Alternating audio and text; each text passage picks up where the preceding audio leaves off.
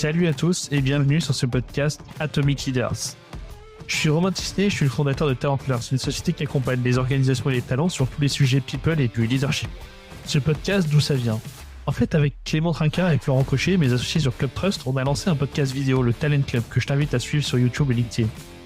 En faisant cet exercice, je me suis dit que ça pourrait être sympa d'avoir un format un peu plus court en audio pour interviewer des managers et des leaders du quotidien, pour documenter tous les apprentissages et puis surtout leurs best practices qui nous font avancer et justement qui nous font progresser.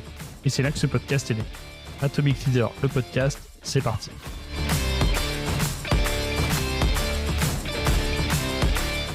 Bonjour à toutes, bonjour à tous. Salut Sofiane qui nous rejoint pour ce nouvel épisode d'Atomic Leaders. Salut Sofiane, comment ça va? Salut Romain, ça va, super. Écoute, merci beaucoup. Alors, il n'y a pas de mystère, on a travaillé ensemble il y a quelques années chez Price, donc c'est pour ça qu'on se connaît à la base. Et puis, tu as eu un super parcours depuis. Et puis, le podcast nous a donné l'occasion de reconnecter un peu sur ce truc-là. Je suis content de t'avoir avec moi aujourd'hui. Merci et écoute, moi aussi, je suis très, très heureux de participer à ton podcast. Écoute, Sofiane, donc, le but du jeu, c'est qu'on va passer 20-30 minutes ensemble. On va pas couper. Ici, tu parles en ton nom propre et pas au nom de ta boîte. D'accord? On va commencer par des questions standards sur finalement que je pose à tous les invités, sur leur parcours, etc. Puis après, je te poserai des questions qui arriveront au hasard. Donc, ce sera peut-être un peu décousu, il n'y aura peut-être pas d'ordre, etc. Et puis, l'idée, c'est qu'on essaye d'avoir des réponses straightforward pour pouvoir apporter un maximum de valeur à ceux qui nous écoutent. Est-ce que les règles du jeu te conviennent? Ou elles me conviennent. C'est bon, ouais, ça joue pour C'est toi. top. Ouais. Alors peut-être pour expliquer aux invités pourquoi ça m'intéressait de t'inviter sur le podcast. En fait, c'est ce que je t'expliquais un petit peu quand on préparait l'épisode. Moi, je suis toujours assez impressionné par les gens qui ont qui commencent dans des carrières d'expertise, même si là, en l'occurrence, c'était la finance, donc c'était pas une expertise, c'est pas une impasse technique, mais en l'occurrence, c'est quand même un métier d'expertise, et qui après élargissent ça vers des métiers plus généralistes, comme celui que tu as. Et en plus, ce qui m'intéressait dans ton profil, c'était ce côté multisecteur de ta boîte aujourd'hui. Hein. Vous avez plein d'activités différentes qui n'étaient pas ton métier au départ. Et si tu veux bien, j'aimerais bien que pendant tout l'épisode, on essaye de traiter ça du point de vue de finalement comment on apprend progressivement un nouveau métier et à gérer des gens qui font parfois un métier qu'on ne sait pas faire au départ. Et donc, c'est un petit peu ça l'esprit dans lequel je voulais te questionner si ça te va. Et peut-être qu'on peut commencer par nous expliquer ton parcours de leader entre le moment où on s'est connus et puis maintenant. Ça marche. Écoute, je m'appelle Soufiane, je suis le CEO d'Atom Group. Juste peut-être pour rapidement introduire Atom. Donc, on est présent au Luxembourg depuis une vingtaine d'années maintenant. On opère plusieurs marques leaders ici, Atom.lu, Luxauto, Tax, Atom Finance. Je suis le CEO depuis, ça va faire maintenant 5 ans. J'ai rejoint Atom il y a 10 ans. Mon parcours professionnel, il a commencé chez PwC en 2006. Donc, j'ai connu 3 entreprises. PwC pendant 6 ans. Ouais. Et c'est là où, je vais dire, mon parcours de leader a un petit peu commencé. Parce que très tôt, en fait, on est amené à manager des équipes. Après un an, voire... oui, je dirais après 1 an, 2 ans, en général, 3e année, on est senior et puis on est amené à manager des petites équipes, 2, 3 personnes, voire même plus dans certains cas. Et puis ensuite, j'ai travaillé après 6 ans dans une société qui s'appelle Zynga. C'est là où j'ai mis mon premier pied dans le digital. C'est une boîte qui fait en fait des jeux en ligne tout simplement avec des dizaines de millions d'utilisateurs. Boîte cotée en bourse qui avait ses activités européennes ici au Luxembourg. Donc j'étais responsable financier. Ouais. Et là aussi, j'avais une petite équipe. Et puis par la suite, je suis devenu CEO d'Atom en 2015. Donc fin 2014, début 2015. Et c'est là où j'ai commencé par d'abord CFO, puis directeur opérationnel, donc CEO, et ensuite directeur général ou CEO du groupe. Ça, c'est mon parcours, je dirais, professionnel. Puis voilà, je suis marié, papa de 2 enfants, Yanis qui a 8 ans, Lina qui a 4 ans. Ça aussi, c'est un job, c'est un job, je ne vais pas dire quasi à plein temps. Là aussi, où il faut faire preuve parfois de certaines qualité de leadership. Ouais, Donc voilà un petit peu, Romain, ton parcours. pour mon parcours. Ouais. Ok. Et du coup, la question, c'est finalement, toi, dans ce parcours-là, tu as connu différents environnements. C'est quoi les grandes convictions que tu as développées sur bah, le leadership, sur le collectif, sur ta posture de leader, tout ça, peut-être avant qu'on démarre dans les questions plus précises. Est-ce que tu as des grandes convictions que toi, tu as pu développer sur ton parcours? Alors je dirais la première conviction, c'est en fait être authentique. Mhm, C'est-à-dire que on est qui on est, ça on peut l'améliorer, on peut devenir une meilleure version de soi-même. Mais qui on est au fond, ça, il y a des choses qu'on ne pourra pas changer et il mhm, faut pas le cacher. Donc ça, euh, je dirais un leader, c'est pas un super-héros. On a des imperfections, il faut les accepter. mhm, Il faut accepter d'être vulnérable. Il faut le faire aussi avec humilité. mhm, Et en fait, ça, c'est ma première conviction. C'est-à-dire que les gens sentent quand c'est artificiel. Tu mhm. peux pas feindre la motivation, feindre l'intérêt ou l'empathie ou la compassion. Tu peux le faire un petit peu, mais dans le temps, ça va jamais durer. Et les gens apprécient quand tu es authentique avec tes imperfections, avec tes forces, tes faiblesses. Et ça, c'est la première grande conviction que j'ai. Ok. Ouais, c'est La, intéressant. Vas-y. la deuxième, en tant que leader, je pense, c'est toujours essayer au maximum. Ça, je l'ai vu, je l'ai remarqué, c'est exprimer un petit peu l'optimisme et l'espoir. Mhm, C'est-à-dire que le leader, en fait, a un impact sur les autres. Et mhm. ça, il faut pas il faut vraiment le De prendre en sous-estimer, considération. quoi. Ouais, il faut pas le sous-estimer. Ça veut dire que euh, comment tu viens au travail, comment tu t'adresses aux autres, comment tu fais face à l'adversité, ta résilience, ta capacité à t'adapter. Euh, Ça veut pas dire être positif tout le temps. Non, ça veut dire capable d'exprimer la réalité, être factuel quand la situation est difficile, par exemple, Mhm. mais en même temps, toujours expliquer le chemin. Comment est-ce qu'on va faire? Comment est-ce qu'on va faire mieux? Comment est-ce qu'on va s'améliorer? Parce qu'en fait, l'être humain, une des grandes peurs qu'il a, c'est l'incertitude. Ça stresse beaucoup les gens de ne pas savoir. Mhm. Mais qu'est-ce qui va se passer dans une semaine, dans un mois, l'année prochaine? Où est-ce qu'on va? Et tout le temps, ça, c'est quelque chose que j'ai remarqué, c'est rassurer les gens. C'est très Mhm. important. Ne pas leur mentir non plus, raconter n'importe quoi. Ça, Mhm. c'est important d'exprimer vraiment de l'espoir, de l'optimisme, tout en étant factuel. C'est un exercice parce que on ne doit pas tomber dans un petit peu, je vais dire, le bullshit et raconter n'importe quoi, parce qu'on se décrédibilise. Mhm. Mais en même temps, c'est important en tant que leader de toujours rassurer les gens, être le plus transparent possible. Ça, je dirais, c'est une de... En fait, c'est de pas mentir sur ce qui se passe, mais c'est de rassurer sur le fait qu'il y a une issue. En Il y a fait, c'est toujours, ça que j'entends dans ce que tu dis. C'est-à-dire, on ment pas, on déguise pas la situation. Par contre, tu es le garant, t'es pas le garant que tout soit magnifique. Par contre, tu es le garant de montrer que on va aller quelque part après. ça rassure. On Ouais. va y aller. Et ça, c'est comment on va y aller. Ça Mhm. va pas être facile, mais on va y aller. Et Mhm. ça rassure beaucoup les gens. Mhm. C'est un gros stress pour tout le monde, hein. Et donc Ouais. ça, c'est important de le faire. Ouais, c'est intéressant parce que il y a pas mal de sociétés dans lesquelles finalement il y a les mauvaises nouvelles, souvent elles sont un peu filtrées en haut et elles restent avant de descendre d'un coup vers le bas. Et donc finalement pendant une période on peut pas donner trop de détails etc. Alors que toi tu dis finalement moi j'endorse pas la responsabilité de dire que tout va bien. Par contre la responsabilité de montrer qu'il y a un chemin, c'est quand les gens perdent le chemin, potentiellement, là, on est à risque parce que bah, ça les fait rentrer dans de la peur, quoi. Exactement. Et parfois, en fait, c'est en voulant bien faire, en Mhm. voulant protéger le staff, en Ouais, voulant c'est ça. protéger les gens. On veut pas, et à force de vouloir faire ça, en fait, on finit par créer en fait, un déni de la réalité. Ouais. Et du coup, les gens, plein de fois, je me suis dit, ah, ça, c'est pas forcément une bonne nouvelle. Je vais annoncer une mauvaise nouvelle. Et je me suis rendu compte, j'ai suivi mon instinct. Et quand tu dis les choses, les gens apprécient beaucoup. Mhm. Quelle que soit la nouvelle, je ne sais pas, par exemple, dire, voilà, cette année, il n'y aura pas de bonus. C'est compliqué. La situation est difficile. mais on pourra pas le faire.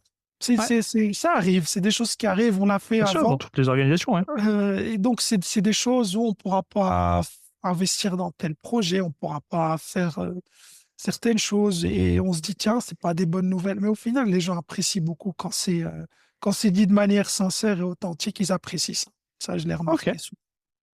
très clair, très clair. Donc, cette deuxième conviction sur montrer le chemin, quoi. Ouais. Ok. La troisième, c'est difficile, mais je pense, la troisième conviction, c'est qui est un peu suite à la deuxième, c'est euh, responsabiliser en fait les gens qui travaillent avec toi Mhm. avec le maximum de clarté et de transparence. Ça veut dire que ce soit une responsabilisation individuelle ou collective. Donc c'est Mhm. l'ownership. Ok. Ownership and accountability. Donc vraiment définir clairement les règles du jeu en amont. Mhm. Voilà, ça c'est le chemin. Maintenant, pour y arriver, le tout n'est pas juste de dire ouais, c'est par là. Non. Maintenant, comment est-ce qu'on va définir les steps pour y arriver ensemble? Qu'on définit une stratégie, on va avoir une vision, il faut l'exécution des plans pour y arriver, puis tous les jours travailler ensemble. Mais pour que ça marche, pour pas qu'il y ait un détachement et Mhm. une cassure, parce que ça a été pour moi personnellement un challenge, Mhm. faire une stratégie, l'exécuter et créer ce sense of urgency. Donc, OK, on va y arriver ensemble. Ça, c'est très, très dur. C'est pas facile de Ok. le faire. Et ça demande, je pense, une responsabilisation des gens qui doivent être clairs sur qu'est-ce qu'ils doivent faire, comment ils Mhm. doivent le faire, les objectifs individuels de chacun, comment chacun participe, en fait, comment chacun participe je dirais, aux objectifs globaux Le et beau. que Ouais. chacun se dise, bah, moi, je suis pas juste quelqu'un qui fait de la facturation ou quelqu'un qui fait du code. Non, chacun participe pour une vision globale qui est bah, travailler pour nos clients, pour nos utilisateurs, et chacun amène sa pièce Mhm. sa pierre à l'édifice, pardon. Ouais, ouais, c'est ça. Donc, il y a ce côté finalement rendre concret le lien entre la tâche et ce fameux chemin dont tu parles là-dessus. Ce qui est, par contre, effectivement, ça nécessite de rendre super explicite ce qui est attendu parce que sinon, le truc, enfin, se déforme un peu et on n'a pas la bonne motricité entre les deux, Ah. quoi. Et c'est pas facile parce que tu Ouais, dois articuler ça de manière très explicite. ouais. Tu dois l'aligner aux objectifs et ça donne à chacun sans qu'il participe et à quoi je sers aujourd'hui dans l'entreprise. OK, je sers à ça. Ça, ça permet de, de maintenir une bonne relation avec nos clients. Ça permet de les servir de manière correcte, de venir répondre à leurs besoins et comment chacun participe à ça, quel que soit son rôle ou ses responsabilités, sales, marketing, product, tech, légal, peu importe. Mhm. Et c'est pas forcément évident. Donc, il faut établir vraiment des objectifs individuels, nous qu'on essaye de mettre en place. Il y a des quarterly pulse check, puis Ouais. on prend le pouls, on regarde ce qui s'est bien passé, qu'est-ce qu'on veut faire le prochain trimestre et rendre ça vraiment Dynamique. dynamique le plus possible. Ouais. Ok.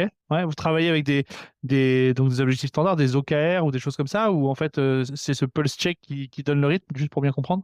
Ouais, c'est le pulse check qui va Ok. donner le rythme avec trois, quatre objectifs grand maximum qui Ouais. viennent s'enrôler dans les OKR qu'on a au niveau de l'entreprise. Ok. On a des OKR globaux et chaque personne va avoir des KPI en se disant, bah, moi, par exemple, ce mois-ci, je veux résoudre X nombre de tickets avec à la fin comme objectif d'augmenter la satisfaction de nos clients. Ok. Et ainsi de suite. Et puis chaque Et donc personne toi, tu est fais le amenée. lien avec ces OKR. En fait, je crois que ce qui rend difficile l'exercice pour la plupart des boîtes, c'est que elles n'ont pas forcément fait ce lien entre l'OKR de la boîte et les KPI individuels. Et donc c'est ce mapping-là que vous faites et que vous testez tous les trimestres. C'est ça que je comprends. Exactement. Et c'est un exercice qu'on a commencé à faire, donc on le fait même au niveau de notre board. Ouais. C'est-à-dire qu'on a vraiment un lien. Ça commence par, on présente ça à l'actionnaire, niveau Mhm. annuel, niveau trimestriel, puis on a donc les objectifs, les key results, puis on a les KPI qui en découlent, et puis après tous les trimestres, on a cette dynamique, mais Ok. qui est pas facile Au début, Bah, c'est exigeant, quoi. Ça c'est demande beaucoup de exigeant. discipline, en fait. Ça demande de la discipline. Mais ce que j'ai, en fait, parce que nous, les gens, parfois, on est contradictoire, c'est-à-dire qu'on va se plaindre, mais j'ai pas de discussion pour expliquer ce qui ne va pas, on ne m'écoute pas. Euh, et ce qu'on demande, c'est, au final, ce qu'on demande, c'est en fait 4 heures sur une année. Mhm.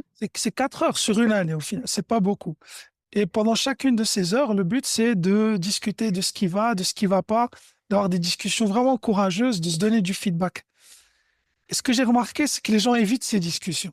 Mhm. Et c'est très contradictoire. Les gens évitent. Donc, je vais dire Ouais. à quelle heure tu as fait tes réunions pour.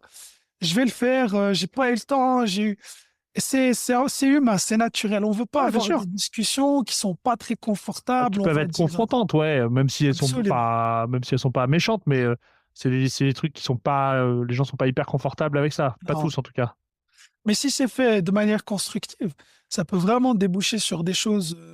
On peut identifier bah, des zones d'amélioration, des zones d'ajustement. Tiens, ça, tu peux le faire différemment. Tiens, mais ça, c'est un process qui te prend trop de temps. C'est pas toi qui est lent, mais c'est un Mhm. process que tu peux changer. Tu n'as pas forcément les skills de le changer. Et Mhm. du coup, bah, on peut peut-être t'aider à le faire. Donc, le but, c'est de driver vraiment ces discussions pour juste s'améliorer. Et donc Ouais. ça, c'est pas évident à mettre en place. Et dans ce process-là, tu penses que celui qui a l'impulsion, c'est le manager ou c'est le collaborateur qui a l'impulsion de ce truc-là? Comment ça marche chez vous? Enfin, chez vous ou dans ton idéal, je sais pas, particulier. Est-ce que c'est le collaborateur qui se met du rythme et qui ouvre tous les jours ses OKR pour voir où il en est et qui du coup pousse ce meeting? Ou est-ce que c'est plutôt une tâche que le manager doit faire avec son collectif? Pour impulser, le manager est un peu obligé Ouais, de le faire. C'est pour donner l'impulsion. Et ok. après, l'idée, c'est que ça devienne naturel. C'est-à-dire que sans le rendre très compliqué. C'est pour ça Mhm. ce qu'on essaie de mettre en place, c'est vraiment 3 objectifs grand maximum. Ouais, Et on applique des criteria of success pour chacun de ces objectifs. Donc, ok. à la fin, ce qu'on dit, c'est ben, dans 3 mois, quand on aura cette discussion, qu'est-ce qui va faire que ben, on va dire ça, je l'ai réussi, ça, je l'ai réussi, ça, je l'ai réussi. Mhm. Et donc, on va avoir des choses qui vont être les plus explicites possibles. Elles sont reprises, elles sont notées. Moi, personnellement, je les imprime, je les ai avec moi pour mes collaborateurs. Et puis, quand on a nos weekly ou quand on se parle, je check de temps en temps. Et puis, ce qui facilite ma discussion. Parfois, les weekly, c'est alors ça a été, ouais, ça va, ça va. Mais du coup, on discute pas du fond, mais est-ce que ça, tu as réussi à le faire? Est-ce que ça a été problématique? Qu'est-ce qu'on peut faire différemment? Puis Mhm. quand on fait la revue annuelle, ouais, tu as du feedback, tu comprends pas, mais je pensais que tout allait bien. Ouais, Donc c'est ça. il faut donner l'impulsion et que derrière, le collaborateur sente que ça lui donne de la valeur ajoutée et que derrière, naturellement, presque le collaborateur en début de réunion dise, écoute ça, j'ai vraiment eu du mal, quoi. Je pense que j'aurais pu le faire différemment. Je comprends pas, j'arrive pas à avancer, j'arrive pas, sans que le collaborateur sente que le but, c'est vraiment juste de dire non, ça n'a pas été fait correctement ou Mhm. que ce soit En fait, constructif. ce que je trouve hyper sympa, hyper intéressant dans ta méthode là, de l'avoir imprimé et de te poser la question en weekly, c'est qu'en fait, ça t'oblige, enfin, ça oblige collectivement à se poser la question, qu'est-ce qui doit se passer cette semaine pour que dans 3 mois, on ait tiqué la case, quoi. Et Exactement. parfois, c'est deux trucs qui sont sur deux skis un peu différents. C'est en fait, on a notre papier weekly, notre papier trimestriel, et en fait, on fait pas cet exercice de la weekly avec le papier trimestriel dans la main, quoi. Exactement. Ouais, Et donc, ouais, c'est c'est un intéressant. peu, c'est un peu, mais c'est pas un exercice qui est évident. Ça demande du travail, ça demande de la réflexion. Mais après, une fois que ça commence à prendre, je trouve que ça donne des bons résultats. Mais pour que ça marche, chaque département doit quand même avoir des objectifs au niveau du département qui sont Mhm. assez Ouais. high level. Donc le groupe, le département, puis chaque collaborateur, une fois qu'il voit les objectifs de son département, va commencer à réfléchir à ses objectifs. Comment est-ce que moi, je peux contribuer à l'atteinte de ces objectifs, et ainsi de suite. Ouais, ok, ouais, c'est intéressant. Ce truc-là, c'est toi qui l'as co-créé avec ton équipe ou c'est un truc que tu avais identifié dans d'autres environnements avant? Enfin, où est-ce que tu as attrapé ça? Et par extension, finalement, qu'est-ce que tu as pris de tes expériences avant ou d'autres leaders que tu as pratiqué, toi, plutôt en tant que collaborateur? Ça, on le faisait à l'époque, en fait, Atom faisait partie d'un groupe australien. Donc Ok. l'équivalent de Atom, mais en Australie. Donc, c'est un grand site d'annonces immobilières. Et Ok. ça, à l'époque, les Australiens avaient ça en place. Donc, c'était un système de quarterly pulse check. Tous les trimestres, tu as une discussion, tu as des objectifs. À la fin de l'année, tu fais une évaluation finale. Ok. Donc, ça, on l'a repris et puis on a travaillé, on l'a Bah, modifié, ajusté, quoi. on l'a ajusté, on avait changé de système, on était parti sur des objectifs groupes qui s'appliquaient à tout le monde. Après, là, cette année, on change un peu pour avoir des objectifs individuels par trimestre, trois, Mhm. qui viennent s'enrôler dans des objectifs de l'équipe. Donc, on l'a modifié, en fait, et on l'a affiné au fur et à mesure. Ok, super. Est-ce que tu te rappelles, ou tu peux me parler du meilleur leader que tu as côtoyé? Alors, soit parce que c'était ton ou ta chef, soit parce que finalement tu as évolué auprès de cette personne. Et puis, quelles étaient ses qualités, ses compétences? Qu'est-ce que tu reconnais à cette personne-là? Ouais, j'ai eu pas mal je dirais, de leaders qui nous ont, en tout cas, qui m'ont appris différentes choses. Quand j'ai commencé chez Price, c'était des managers, des senior managers, des directeurs, des partenaires dans différentes industries chez qui, en fait, on voyait des qualités différentes, de la compassion chez l'un, de la discipline chez l'autre. Euh, et donc, c'était assez une de mes premières missions en audit. Mes toutes premières missions, c'était avec Anthony, qui était Anthony manager Do? à l'époque, Anthony Do, et qui avait une éthique de travail extraordinaire. Et donc, une rigueur, en fait, une rigueur Mhm. au début, je trouvais ça, je dis, mais c'est beaucoup. Mhm. Mais c'est après qu'on comprend, en fait. On comprend pas tout de suite, mais il y avait une rigueur dans le travail et c'était, voilà, parfois, je vais pas dire poussé à l'extrême, mais c'était impressionnant. Moi, je trouvais que c'était Ouais, impressionnant et je me disais, ah, mais pourquoi? C'est après qu'on finit par comprendre, ouais. par comprendre l'utilité et l'impact que ça peut avoir. Et j'avais des missions avec Paul Neyens, qui était un des partenaires aussi, quelqu'un de très, très humain. Euh, et donc, ouais, c'est des gens avec qui il y en a plein, en fait. Il y en a beaucoup Ouais. avec qui j'ai eu l'occasion de travailler chez Price. Et ensuite, je dirais que par après, chez Zynga, j'ai passé 2 ans où j'étais assez indépendant ici. Donc, mes managers étaient aux États-Unis. Mhm. C'était beaucoup donc je voyageais, j'allais beaucoup là-bas. Et un des leaders qui m'a beaucoup appris, en tout cas avec qui j'ai travaillé, j'ai beaucoup apprécié de travailler, c'était le CFO de Zynga. Mhm.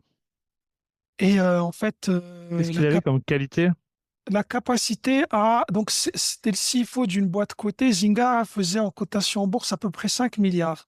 Mhm. Donc, c'est lui qui a fait l'IPO, c'est lui qui a mené l'IPO. Zynga travaillait avec Facebook. Donc, ils avaient implémenté les jeux dans Facebook. Mhm. Le chiffre d'affaires avait explosé. Il y avait des centaines de millions d'utilisateurs par mois. Euh, le siège était à San Francisco. C'était des centaines de. Donc, c'était impressionnant. Et donc, lui travaillait avec des gens des gens d'autres boîtes tech, mais Mhm. des gens dont on t'entend parler, tu vois, et tu te dis, mais c'est le Ouais. CFO de Facebook, le CFO de, tu vois. Et donc, on faisait des monthly trading meetings. Ouais. Et en fait, lui avait cette capacité de simplifier. Donc, c'était un CFO, mais de rendre les choses Hyper tellement simple. simples.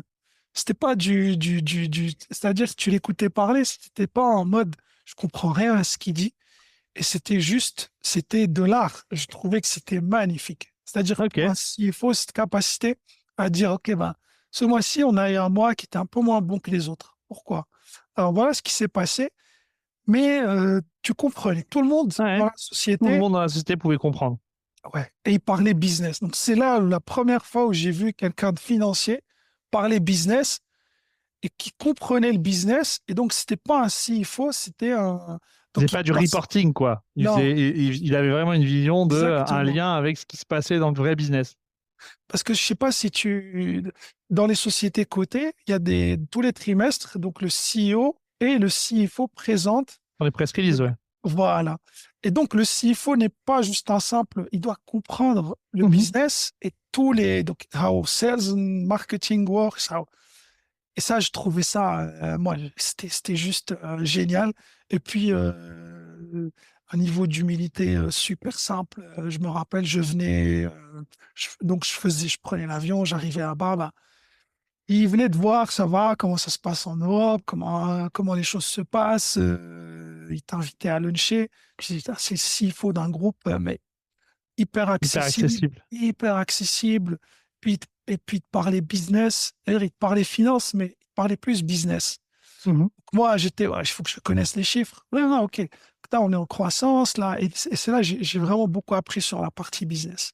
Ok. Ça, c'est et le troisième, c'est quelqu'un avec qui je travaille, Christian. Donc, lui, il s'appelle Marc Vranesh, Mav. Son surnom, c'était Mav, CFO, l'ancien Ok. CFO de Zynga.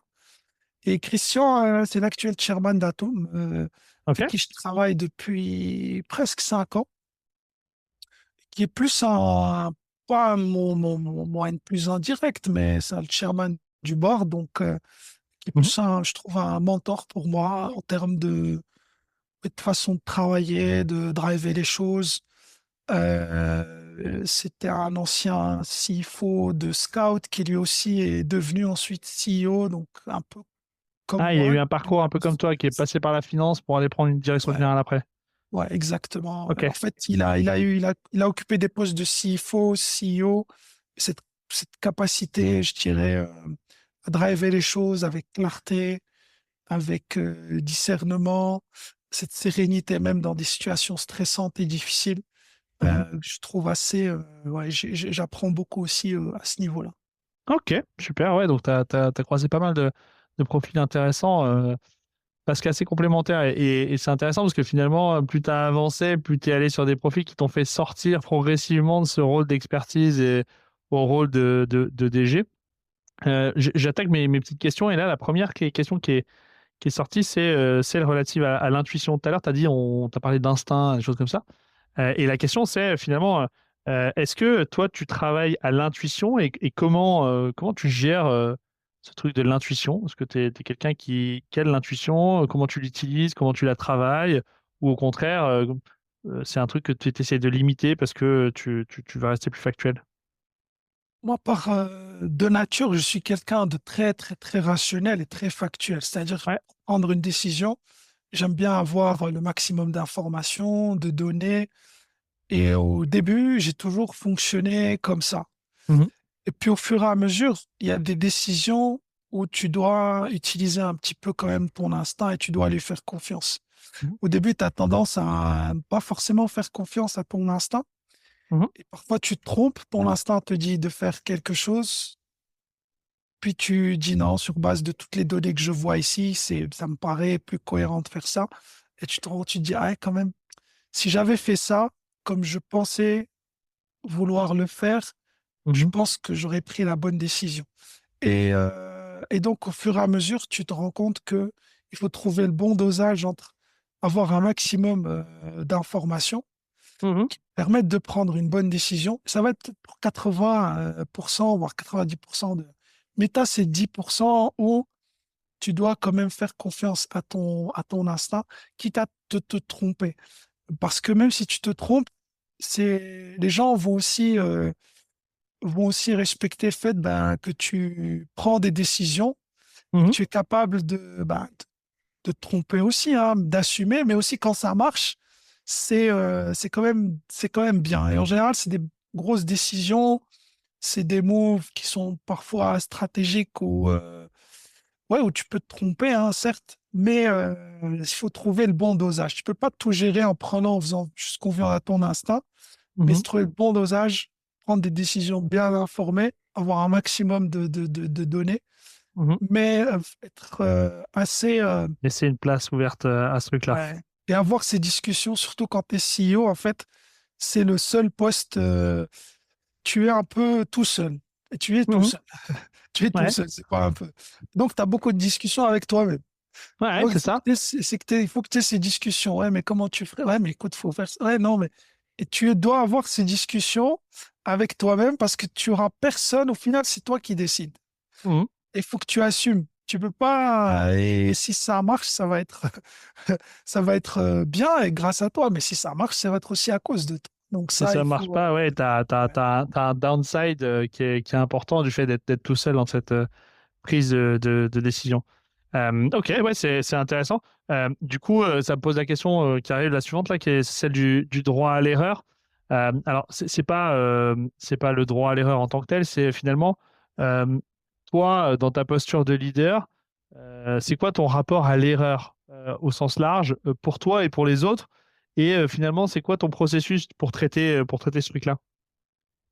En fait, mon rapport à l'erreur, je pars d'un postulat qui est si on fait les choses en respectant certains principes.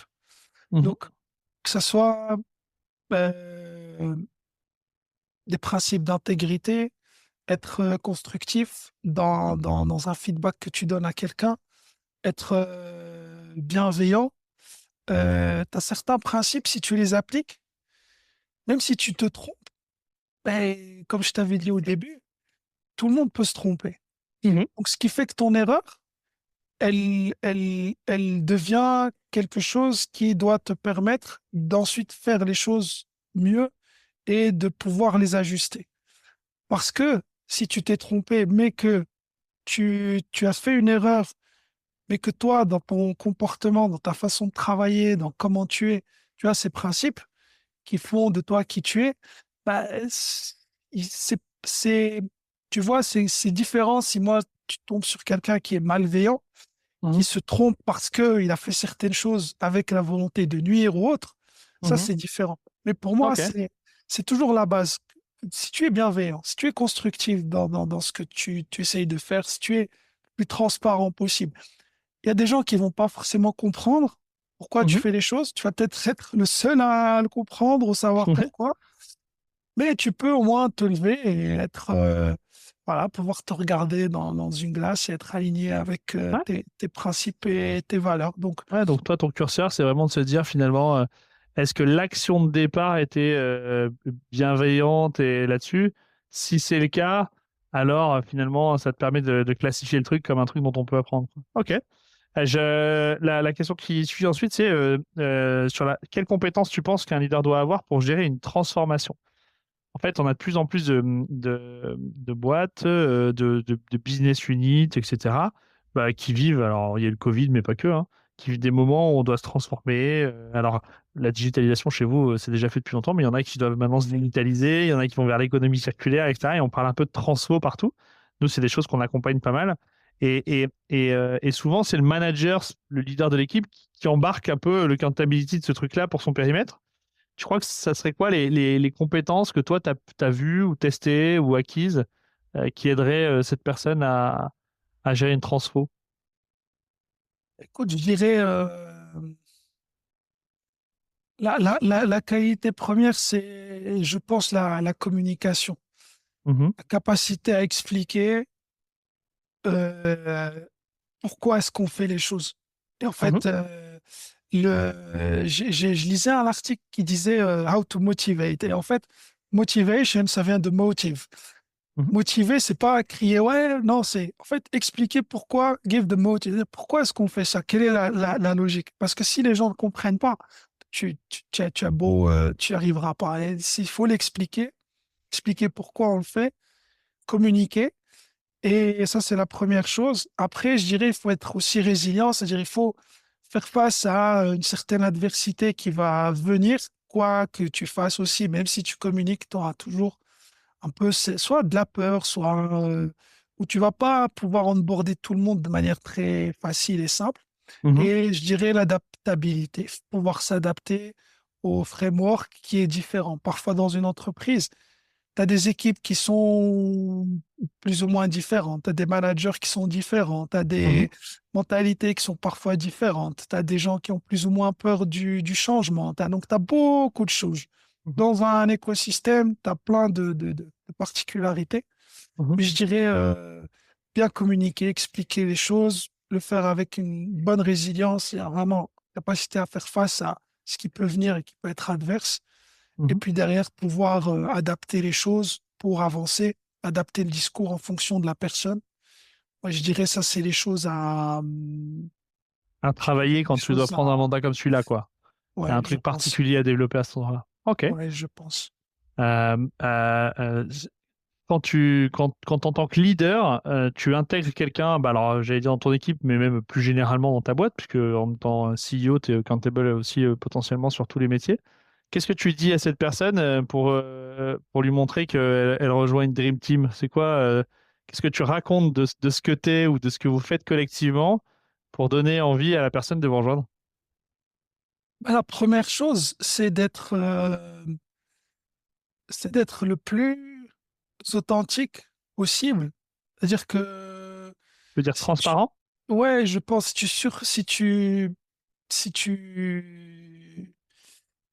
si tu dépeins un tableau qui est fondamentalement différent de la réalité, quand la personne va Mhm. venir, elle va soit ne rien dire, mais elle va pas être complètement dans son mindset onboardé, ou alors elle va être pas forcément à l'aise dans le rôle, ou donc il faut être le plus, je pense, il faut être transparent.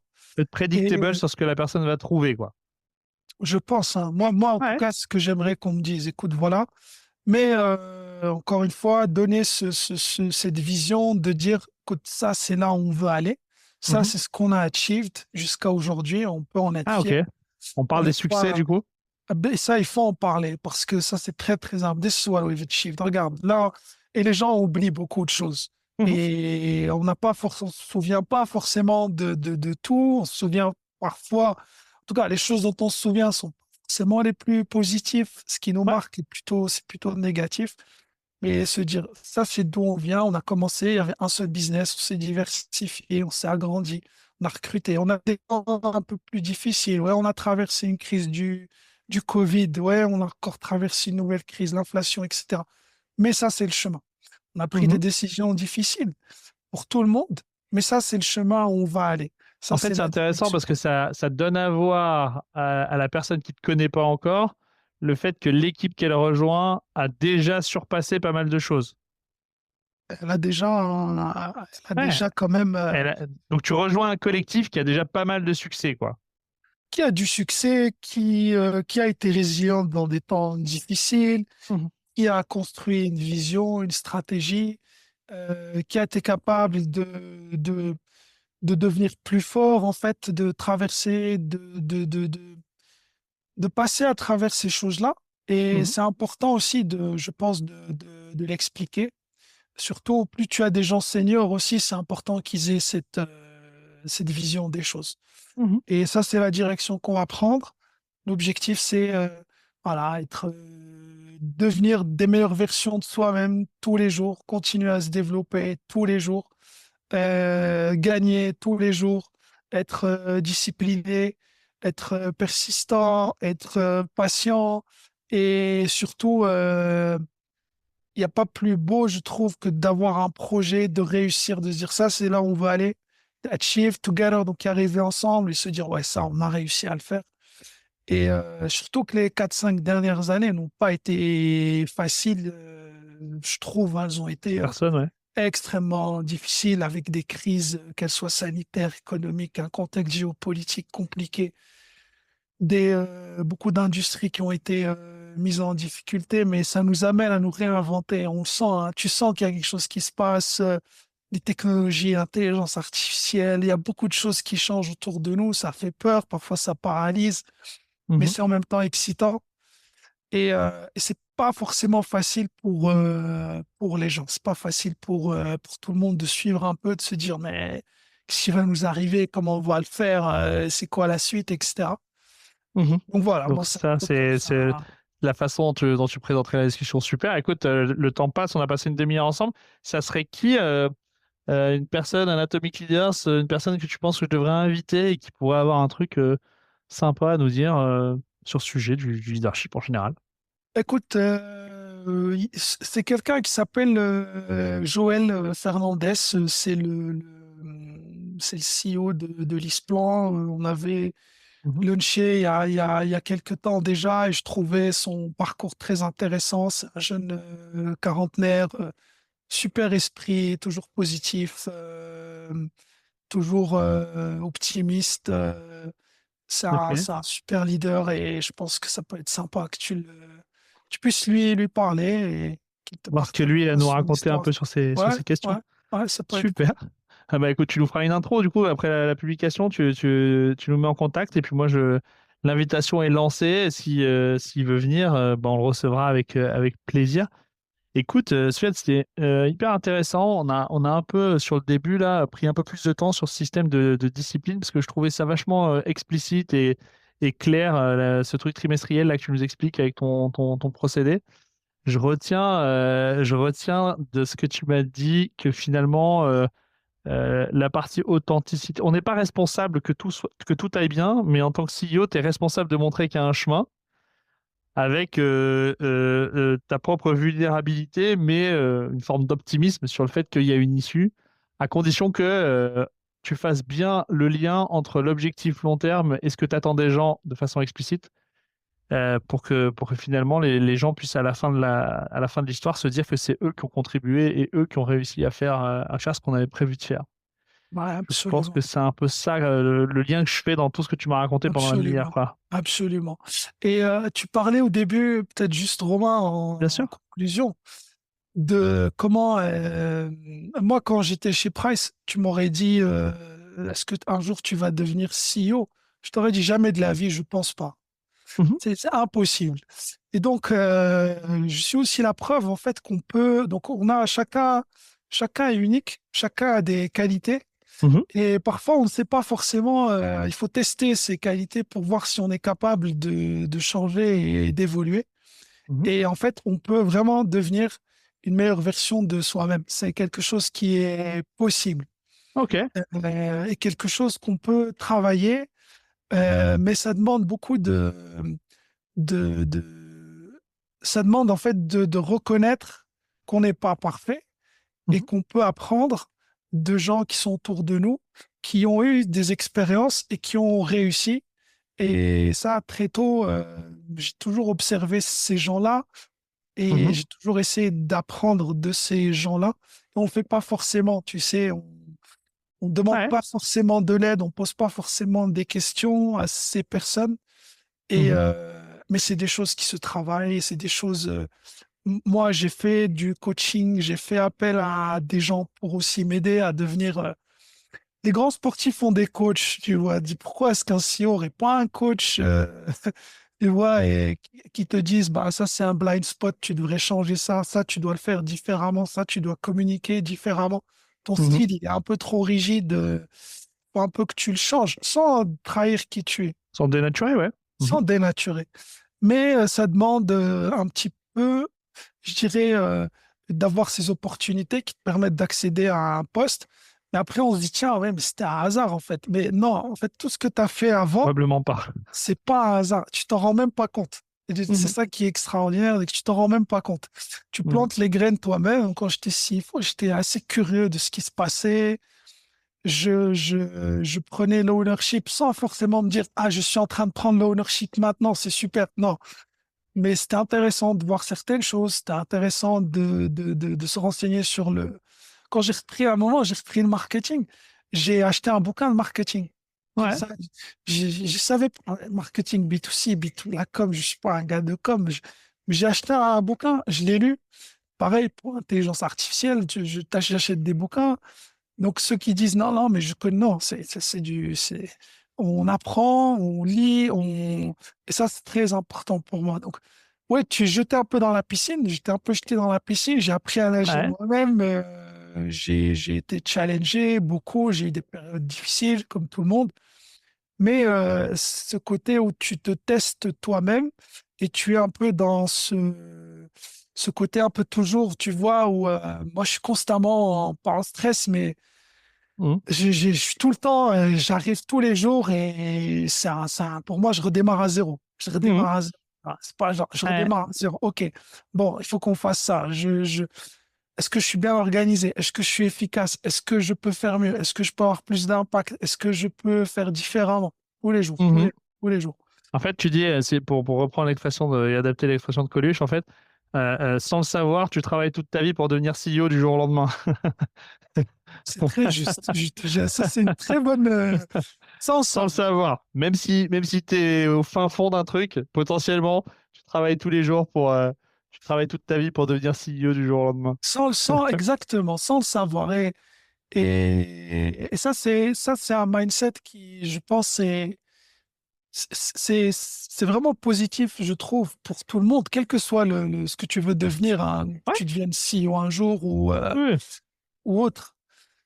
Mais Mais il y a un chacun, truc, il y a un truc de fond qui va dans la posture de essayer d'aller se craquer un truc de plus, 1% de plus tous les jours sur tous les sujets, quoi. et qui vont t'amener un jour, on va te Probablement dire, quelque part.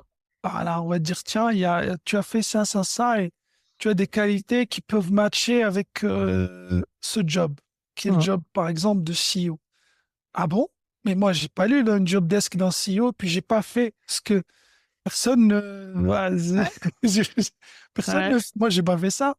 Ouais, Mais et tu te puis après, retrouves. t'es dans des boîtes, il y a de plus en plus de boîtes dans lesquelles on préfère un connu imparfait à un parfait inconnu, quoi. Et donc, du coup, il y a une opportunité où tu viens CFO, puis même si t'as pas fait toutes les cases, la dynamique que t'as démontrée te donne accès à un truc un peu différent, quoi.